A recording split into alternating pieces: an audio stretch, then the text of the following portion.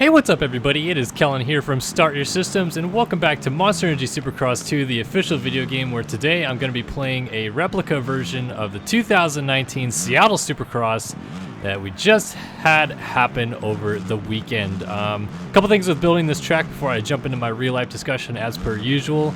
The kind of biggest weird part about this track was the start, obviously, and the way that that start ended up being built in real life. I really had nothing I could do with the start where it actually did the full thing. So as you'll notice, I'll cross the start a few times and then I'll actually race a main event during this session that I won't actually go the full length that the start was, which is kind of cross over a bunch of lanes and then end up turning right at the end of it. The game doesn't let you turn right for the whole shot, so I just decided to cut it short, and as you can see right here, it does the first turn, U-turn, and then rejoins with the track right here and crosses the start. Again, you'll see that later, so I couldn't really do that very well. A couple other things. This rhythm lane tried to make the quad triple possible that the 450 guys are doing. It's pretty hard on a 250 to hit it clean. And then I tried to make it so that doing the table over single, triple single line into the end of the rhythm was actually pretty simple to do as well, and then obviously gave you guys the two options through here to do the two different lines that the guys are doing. The one thing I couldn't make work without adding a gigantic jump was make this quadable. A lot of guys were double quadding that on the 450s. I couldn't get a jump in there that pitched you high enough, but you could still scrub and stay low, and it just, I don't know, it didn't seem to work. So I decided to just run with basically what I got here. Which is, the not exact 100% the way the start was and then that one quad not working, but basically everything else working how it was in real life. And yeah, this is on the PC. It's called SYS Seattle 19 for those of you guys that want to try it out for yourself. And yeah, be awesome if you guys tried it out. Let me know what you think. But let's talk about some real life racing from the past weekend at Seattle, because there is a crap ton of stuff to talk about, which is why today I decided to not only do a qualifying session, but a full 20-minute plus one lap main event in the game, so that I could better describe everything that went down, because a lot happened at Seattle. So let's just jump right into it. The Marvin Musquin jumping on the red cross flag issue. Let's go over some facts first, and then I'll start interjecting my opinion, and I will break it at that point when I tell you some things that I feel are my opinion versus the factual evidence that we have. Number one fact: Marvin Musquin jumped on a red cross flag in a red cross zone. That is a fact. He did that 100%. Not disputing that whatsoever. He 100% jumped on a red cross. Number two, the penalty that he received was taking the victory still. However, he loses 7 points because, and please, I beg every single one of you out there, before you start saying random nonsense that doesn't make sense about rulebook justification and things like that, what the rulebook says for jumping on the red cross is that if no positions are gained during the red cross infraction, then the rider will be penalized 2 positions and 2 prize money, equal to that. Not necessarily that they will be docked those positions and docked that pay. They will only lose the 2 positions based on points and prize money, not on the result sheet. So that is why Marvin Musquin ends up losing 7 points and not finishing 4th or 3rd. He just loses the 7 points, and Roxon doesn't get the win, and Tomac doesn't move up to 2nd. It's because of the rulebook and how it's written. And again, we as human beings like to just rip into John Gallagher all the time. I love doing it because most of the time he's terrible, but at least in this instance, it is 100% the 100 true to the code. He actually followed the rulebook for once. I can't believe it. Right call. It is exactly as the rulebook is written. He is to be penalized the 2 positions per points, not the actual positions on track, and prize money, and then added 2 points to the penalty, essentially. So the 2 positions on track would be dropping him to 3rd points-wise, which equals 21 points, and then minus 2 more points just to cap it off. So that's why he loses the 7 points, because he would just lose 5 if he drops to third. Instead, he drops down to 7. So again, please, everybody calling for Gallagher's head or the AMA and the FIM a joke and everything like that. They're actually following the rulebook for once. We ask them to do this all the time, and they literally did it, so you can't jump on them for following the rulebook. I get the people that say it's a bad rule. However, this is not the first time this has happened. So let's go ahead and rewind for a second. 2016 Detroit. Ryan Dungey is leading the main event. He is on his way to what would be, I believe, his 5th win of the season, and cruising away with the victory, no problem. And Kyle Chisholm, I believe it was, actually crashed on the inside of a jump. Actually, now that I think about it, I think it was Jake Weimer. Crashed on the inside of a jump right before the finish. So the red cross flag comes out because there's a medical staff out on the track tending to Weimer. Ryan Dungey comes out of a corner. The medical cross flag is on the face of the on-off section that Dungey's about to go over. And Dungey jumps the on-off. Just jump right on, right off. Goes over the finish line, looks back, notices that he has just jumped on a red cross, and continues. The penalty after the race that was given was he loses the win and finishes 3rd in the standings. Isn't docked an extra 2 points. He just finishes 3rd in the standings. He still gets the 3rd place points, 3rd place bonus, etc., etc., but he did not get to keep his win. So what happened that year was an outroar from fans particularly, but also the teams kind of got behind this, and then it was a little bit on the side of NBC. Well, this is back when Fox ran it, so it was a little bit on the side of Fox that they just on live television showed Ryan Dungey winning the race, went all the way through and out of the broadcast as Ryan Dungey has just won this race. And then next week, viewers are immediately greeted with, oh wait, no, he didn't actually win this race. So all this stuff that we did last week doesn't matter because Jason Anderson is the winner, and Anderson didn't even get to celebrate, which was his 2nd career victory at the time. So there was some pressure put on the AMA and the FIM to change the rule book. And the rule that they came up with is the exact rule that is being used here on Marvin Musquin, in that, yes, he still gets to win the race. Unfortunately, he jumped on a red cross, so he is going to have to get penalized some way, somehow, and they give him a penalty of the 2 positions in points and prizes and the 2 extra points added on to the penalty for a total of 7 points being docked. Again, they're following the rulebook to a T. That is 100% the written rule, and as I mentioned, this is the 2nd time this has happened. The first time it happened, 2018, Indianapolis, Jeremy Martin rolls the first jump in a triple, doubles out, and is given the exact same penalty. He won the main event, but was docked 7 points, not positions, 7 points. Nobody gains points in the championship.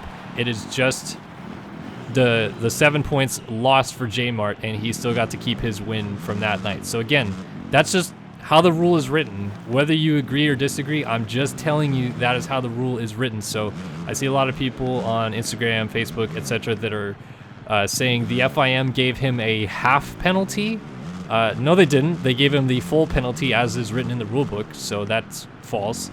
And then they start saying that the FIM and the AMA is a joke and they need to get out of here and all this. It's like, again, if you want to jump all over them when Gallagher makes these stupid judgment calls, which he kind of did, I wouldn't, necessarily call it stupid, but he kind of did make a judgment call that caused some uproar in the LCQ when he disqualified or docked a position to Matthias Jorgensen, who had transferred out of the LCQ, but was deemed to have accelerated off the racetrack and was docked 1 position because of that. So Gallagher makes these types of calls all the time that don't necessarily follow the rule book. It's just kind of in his own head of what he deems is right or wrong. And this is finally one instance where, he just called the rule book exactly how it was supposed to be called. And like I said, I just don't think you can fault him for that. Now, let's jump into my opinion of this situation. So number one, I think this sucks because it does kind of leave a little bit of a blemish on Supercross, where a lot of fans obviously are upset right now. But it sucks because it was actually a really good night points-wise for everybody, including Marvin. Marvin closed the points lead down to just 7 on Webb with the race victory. And, you know, obviously Kenny and Tomac finished ahead of Webb as well, so they gained points per se in the championship hunt against him. They're not really that close still. I mean, Tomac is 19 down and Kenny is 23 points down, so not really that close. But again, you know, chipping away points down the stretch here, that kind of comes back into play later once we get to Vegas, and I think we'll look back at this race as like, oh yeah, they were able to claw a couple points here when Webb had a rough night. Maybe it matters, maybe it doesn't. I don't know. I'm just, you know, that's what it seems to be the case in this situation. But it sucks because Marvin doesn't gain anything. He actually lost points to Tomac and Roxon in this case, and actually stayed exactly even with Webb in the championship. So for a title purpose, in terms of the championship, it kind of left us a little bit like not very fulfilled by it. Like if you gave Kenny the win, for example, he gains a lot of points towards Webb. You know, if you move Tomac up another position, he gains some points towards Webb. Like I'm a little bit of the opinion that the old rule wasn't really that bad, like docking them 2 positions for the infraction, which is what has happened before. Weston Pike, Cooper Webb, both guilty of this before as well. They have both been docked 2 positions in the final standings of the race for this infraction in the past. So I wasn't really against the rule even after Dungey lost the race. I wasn't like, this is terrible, like, you know, but I got where people were coming from, and that like you just had this whole broadcast where you crowned a winner, and then not even on live television you have to make this decision, and it kind of sucks. But I was totally fine with the rule, so I didn't really agree with them changing the rule. I thought it was fine in the first place, but we've seen that happen before where the guys have been docked, and in this case, if Musquin was just dropped to 3rd, it's actually still, you know, a decent points night. He still gains 2 towards Webb, so now the gap is 12 instead of, you know, it could have been 7, but it would have been 12. Instead it's 14, so he didn't actually gain anything after a pretty valiant effort in winning the race and so on and so forth. My next opinion about this situation is the red cross flag is just like atrociously misused a lot. I've been to a lot of Supercrosses in my life, a lot. I've been there during qualifying practice a lot. I've been there during race time a lot. There are plenty of times where nothing is on the track. The medical team has moved off, the rider has moved on, etc., etc. There's plenty of times where riders actually are just down like in a corner after a triple, like they just tipped over, and the red cross flag comes out, and then it totally ruins, you know, some riders like, you know, momentum or drive, or sometimes in a case it loses them positions because other riders get to just jump the triple like 2 seconds after the red cross is pulled back in, and then that rider ahead of them loses a spot because they're able to make a pass. Seen it happen a number of times. The red cross flag is by far used way too often. It was not misused in this case. Chad Reed was in the middle of the racetrack, and they needed a red cross flag out because there was still medical attention going on to him. The guy with the red cross was blocking Reed and the medical team from riders coming through. So that is not my argument in this case. My argument in this case is if the red cross flag is going to be displayed in a section, that is all that should be displayed. I counted 4 yellow flags leading into the red cross flag, and if you're on the first lap of the race, you come up to a section and you see a crap ton of yellow, your eyes probably won't go right to that red cross flag. And I'm not making an excuse for Marvin here.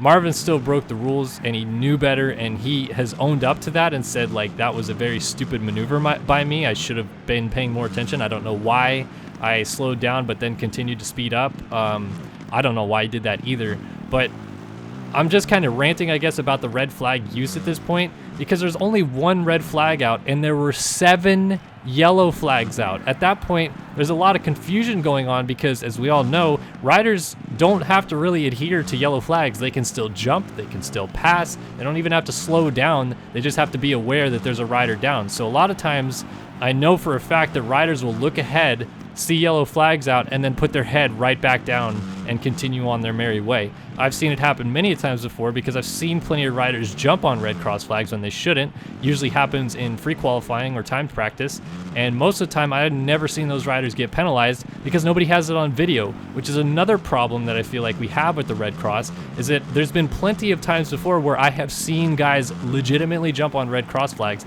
and have never heard a lick of the situation.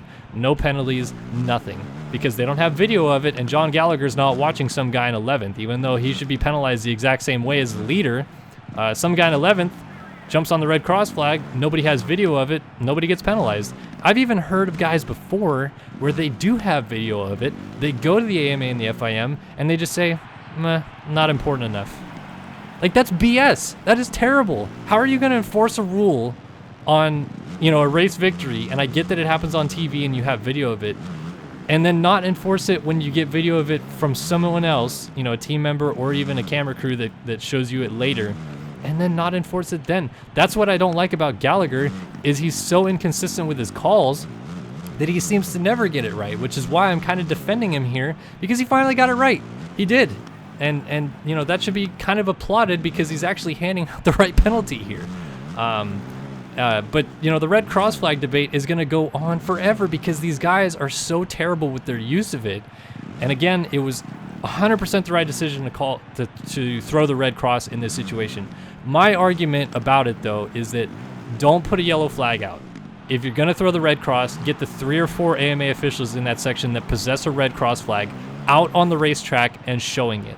Because what actually is kind of confusing about this situation in the long run is the guy with the red cross was standing on the second jump of the rhythm lane coming into the rhythm section. Chad Reed was down on the backside of the third jump, which means jumps 4, 5, 6, and 7 of the rhythm lane were technically past the incident. So everybody that jumped past that, which were guys like Joey Savacci, Ken Roxon, a lot of guys rolled, and then jumped out of the rhythm section. In fact, Joey actually jumped the double that was right next to Chad Reed where he was laying. So the only, technically speaking, infraction zone that we have here is the jump that the AMA official was standing on, the second jump in the rhythm section, until the point in which Chad Reed was down, which was the 4th jump in the rhythm section. So there's only 3 jumps in a 7-jump rhythm section that guys, by the rule book, technically need to roll. And that's what I'm confused about, is it's like, so if he doubles into where the red cross is, his wheels would technically have still been on the ground, you know, if he continued to roll the section through the red cross zone. And by the rule, he would have followed it to a T. Now, there's so much like gray areas in the rule book with the red cross flag, and people can make a case for this thing and that thing and the other thing, but I just think that they need to be more clear and concise with it. If a rider is down in a rhythm section, I feel that the red cross needs to be displayed for basically the entirety of the rhythm lane in this case, because like, how are you going to determine where is the end zone, where's the beginning zone? Like, if Marvin doubles in but rolls the rest of the rhythm section, he should have been okay in the rule book, but they probably still would have penalized him because he jumped on a red cross. Like, that's what I'm saying, is that if you display the red cross, display it through the whole section. That's my only argument with this, is like, you got to be consistent from the beginning. These guys can't come out of a corner seat 18 yellow flags waving, put their head back down, and then be surprised by the one random red cross in the middle of the rhythm lane. Again, I'm not making excuses for Marvin. This is more of a personal rant from years and years of seeing the red cross so misappropriately displayed that I just want it to change. Like, that is ridiculous to me, that it's gone on for this long that way. Now, for my opinion about the actual penalty, again, I kind of think that the old rule was fine and that this new rule, like, is just dumb, because I do agree with the people that say he did something that is, you know, a penalty, should be penalizable, and he shouldn't get the win. I kind of agree with that. Like, rules are rules. You break the rules, you shouldn't be able to win the race. It's like, if you cut the track 14 times, you shouldn't be able to win the race because of that. Like, that's a clear as day advantage. So I think that the old rules should be enforced still here. And now a lot of people are coming up with the ridiculous logic that a bunch of privateer guys are just going to jump on the red cross now because they don't really care about the lost points or necessarily the lost prize money, but they could end up finishing top 5 magically by jumping on a red cross. That's an absolute ludicrous statement. Never would happen. And privateers usually are like some of the nicer guys anyway in the pits, so I'm sure that they were pretty concerned with what was going on in that first rhythm section. Like look at all the yellow flags waving in this section. Throwback. So yeah, like I think the penalty is completely just. I think that Marvin deserves a penalty of 100%. And I think that to a rulebook standpoint, it was given out fairly. If you guys want Gallagher to continue to make up rules, then you're no longer allowed to be mad when he disqualifies some guy for cutting the track in the LCQ, or doesn't disqualify Webb when he cuts the track to try to make a pass on Tomac, or disqualifies Chad Reed for pushing Trey Canard off the track.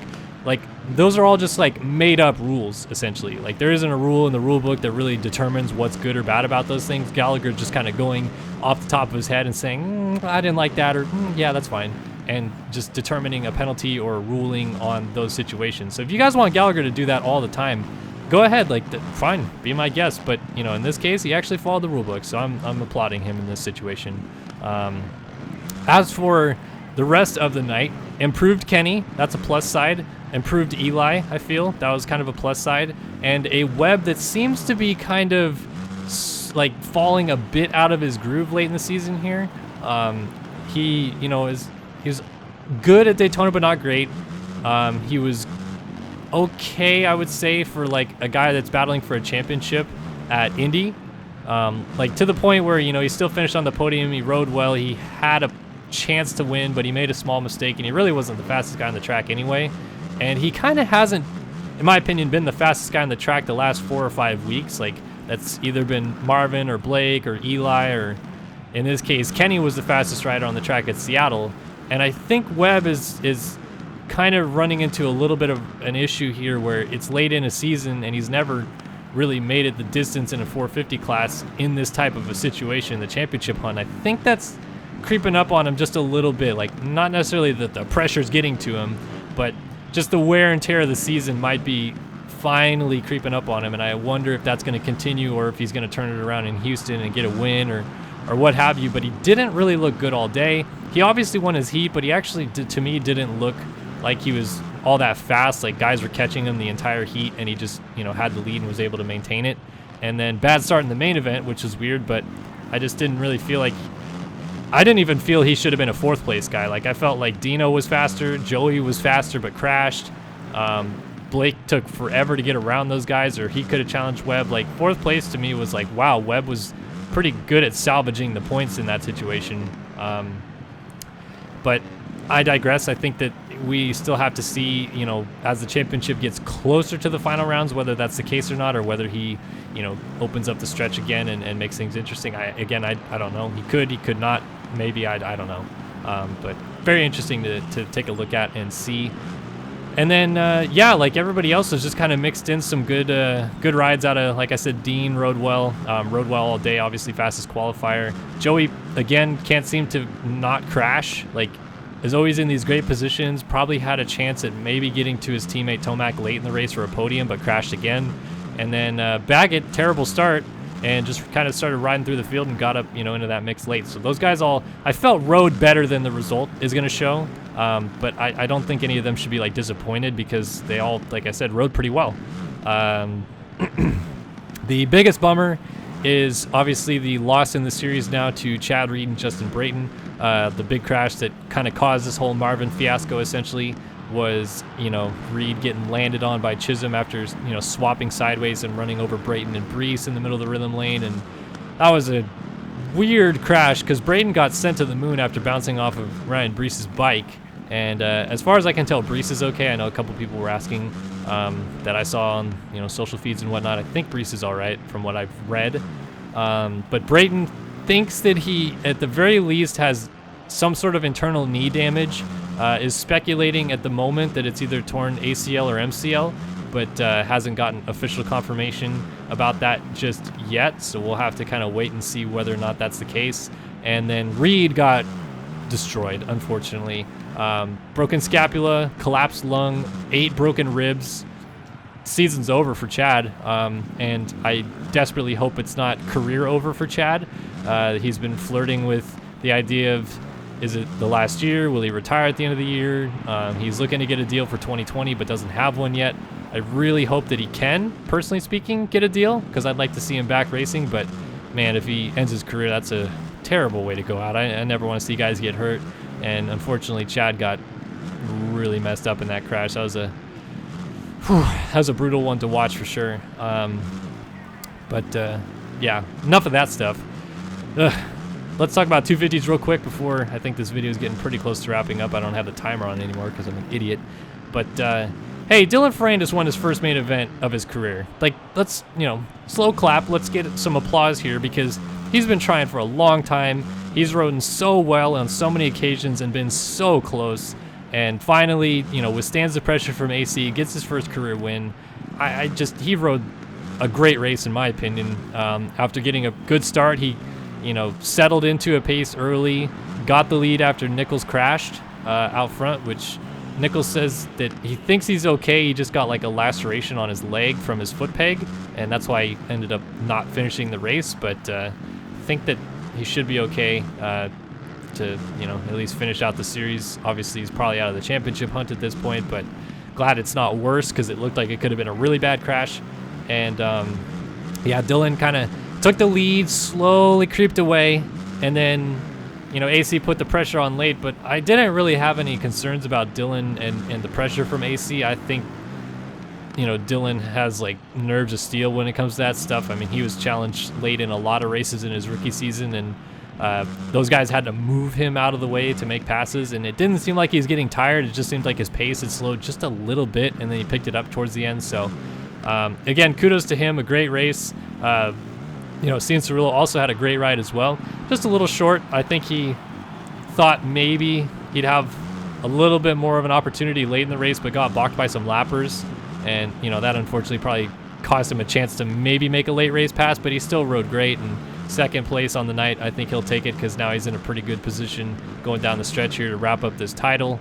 And Jimmy D up on the podium. Jimmy D rode great. Like, I was glad to see him kind of back up the podium that he had at San Diego, because a lot of people I was talking to were saying, oh, it's just in the mud. It wasn't really a real podium. And I'm like, I don't know. Jimmy D's been pretty good this year, I thought. And then, yeah, he rode great. He was blitzing whoops like no other, which was incredible to see because he's such a short guy. And then, yeah, rode a solid main event. He was a little bit upset with himself because he said he wanted to be a little closer to those guys by the end. But, I mean, to still finish on the podium and, give Suzuki another podium on a program that has been long talked about as maybe underpowered or, on a lesser machine, and Jimmy's still out there getting podiums for them. So I think he's riding great. I think Jimmy should, hold his head high for this whole season for the way he's been riding and the kind of, support he's been able to give his team in terms of podiums and solid finishes and good qualifying and things along those lines. I just think Jimmy's been just riding pretty well. One thing I saw as well, Gage Schehr, who went down in the LCQ, if you guys remember, got landed on by Colin Jurin, I believe. Schehr got messed up pretty bad. I would definitely read into his story, and he's a privateer guy, and I'd imagine he's going to need some help. I think he got, gosh, man, he got a lot of things. He got an artery to his heart, got, like, cut or something like that. He got a lacerated liver, I think a lacerated spleen, a lot of internal injuries for him, and obviously we saw him as he was getting carted off the track coughing up blood. God, man, that was about the worst case scenario in that situation of getting landed on, because that, oh my God, like when I saw him laying lifeless for as long as he was, my heart was in my mouth, and I was shook up a little bit, still kind of shook up by it, because you never want to see those kind of things, and those are the kind of ugly parts of our sport that always seem to rear their head sometimes. But hopefully Schehr is going to be okay. Again, I would definitely look into his story. I'm sure that Road to Recovery might set up a fund for him or something like that, because those are some seriously bad internal injuries, and it sounds like he's going to pull through okay. But just for his sake, I hope that things don't end up worse and he has more complications or anything along those lines, and he can at least return to a normalized life after just such traumatic injuries like that. So really tough to see a couple guys get really badly hurt in Seattle, but you know, overall I did really actually like the track. I thought the racing was pretty good. Like, guys were able to set up and make passes on the track. The Marvin blemish, I feel like, is just going to be a talking point that ruins this race for so many people, but we really had a pretty good race up until that point where guys were close. Kenny had a charge there in the middle. Another thing that I disagree with is people saying that Kenny would have flat out won that race if Marvin didn't jump at the beginning. I don't agree with that at all. Marvin had more stamina in the race and pulled it away from Ken, and maybe Ken has an opportunity to make the pass earlier on in the race there, but I don't agree that he would have done it or that he would have pulled away from Marvin and won that race. Like, I'm a huge Kenny fan, bigger than Marvin. I love Kenny, and even I know where Kenny's fitness level is and kind of his speed right now. He wouldn't, in my opinion, have flat out won that race if Marvin doesn't jump on the red cross. Like, I just don't think you can slice it that way. Love to see Kenny win. Like, please, before the season is over, I just hope he gets a win. If he doesn't win the title, I just want to see him get a win again, because it's been so long, a long time coming for him, and he really deserves to get one. But I am not on the bandwagon that he's going to win that race flat out, in my opinion. So just a couple other thoughts about that. I think I'm getting close to the end here. I'm assuming I'm either on the last or second to last lap of the race, so I don't want to keep talking too very much. But that's just kind of my thoughts and opinions from Seattle. Again, I would love to hear your guys' interpretation of everything. My opinions are my own, and I fully respect other people to have their opinions. The one thing I just couldn't get behind is people yelling at the FIM and the AMA for making the wrong call, because it's not the wrong call. It was in the rule book. Like, if you don't like the rule, I understand, but if you're yelling at the AMA and the FIM because it was a miscalled rule, you're wrong. I'm sorry. Like, I hate to tell you this, but you were wrong. So I agree with a lot of what you guys are saying about the way that the red cross flag should be interpreted and how it should be displayed and things like that. I saw a lot of people giving me comments about, you know, guys should be fine to jump after, and I agree, because that's how it is in the rule book. And there's the checkered flag. But yeah, let's go ahead and head down to the comment section below. Love to hear your guys' thoughts, of course, about the whole race and you know, just everything that went on. But I appreciate it, as always, that you guys sit back and watch these videos of me rambling on for so long. You know, I love doing these videos, love doing these tracks, and having a good time chit-chatting with you guys. So let's open up the discussion. Let's start talking about some Supercross, and I'll see you guys in the comments section. So I'll see you guys down there. So long for now.